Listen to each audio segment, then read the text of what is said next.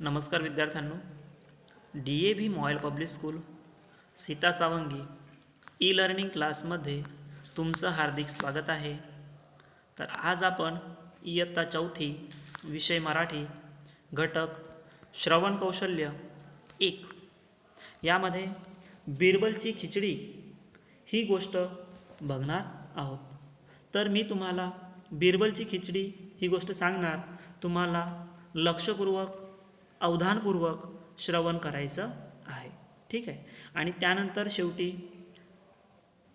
गोष्टीवर आधारित काही प्रश्न विचारणार, त्या प्रश्नांची उत्तरे तुम्हाला लिहायची आहेत, ठीक आहे। तर बघा, ऐका। थंडीचे दिवस होते। सम्राट अकबराने एके दिवशी अजब घोषणा केली। त्याच्या राजवाड्यासमोरच्या जलकुंडात रात्रभर कुणी उभा राहिल्यास त्याला 100 सुवर्ण मुद्रा देण्यात येतील अशी दवंडी पिटवली जाते। ती ऐकून एक गरीब माणूस ते साहस करायला तयार होतो। तो रात्रभर त्या जलकुंडात काकडत उभा राहतो। सकाळी अकबर येतो तेव्हाही तो आपल्या जागेवर उभा असतो, पण अकबराची नजर जलकुंडाजवळ ठेवलेल्या एका छोट्याशा दिव्याकडे जाते। अकबर विचारतो, दिवा रात्रभर तेवत होता का? तेवत होता म्हणजे पेटत होता का? सेवक होय म्हणतो। रात्रभर दिवा पेटत राहिल्याने जलकुंडात उभा राहणाऱ्या माणसास उब मिळाल्याचे अनुमान अकबर काढतो आणि 100 सुवर्ण मुद्रांचे बक्षीस देता येणार नसल्याचे बजावतो।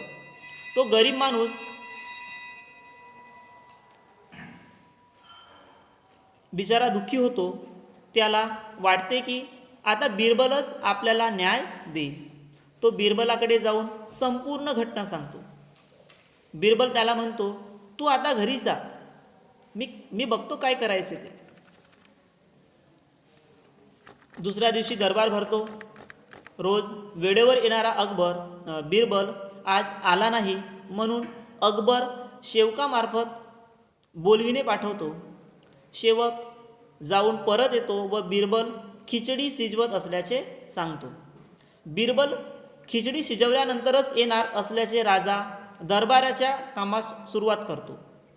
दुपार झाल्यावरही बिरबल न आल्याने राजा सेवकाला पाठवितो।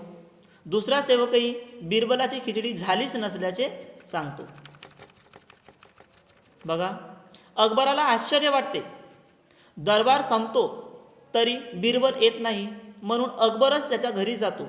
तेथे गेल्यानंतर पाहतो तो काय, बिरबलाने छोटी चूल पेटवून बऱ्याच उंचीवर एका मडक्यात खिचडी शिजायला ठेवलेली असते। अकबर हसतो आणि म्हणतो, अरे बिरबल, तू एवढा हुशार आणि चतुर, मग तुला एवढे समजत नाही की खिचडी आणि विस्तवात एवढे अंतर असेल तर ती तापेल कशी?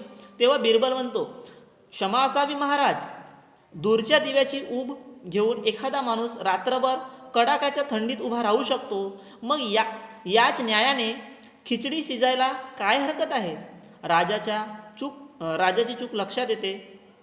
रात्रभर पाण्यात उभा राहणाऱ्या माणसाला तो तातडीने बोलावणे पाठवून 100 सुवर्ण मुद्रांचे त्याला बक्षीस देतो। तर अशा पद्धतीने त्या गरीब माणसाला त्याच्या हक्काचा बक्षीस मिळतो। आणि हे सगळे कोणामुळे? तर बिरबलमुळे, ठीक आहे। तर या भागावर आधारित, या गोष्टीवर आधारित प्रश्नांची उत्तरे तुम्हाला लिहायची आहेत। धन्यवाद।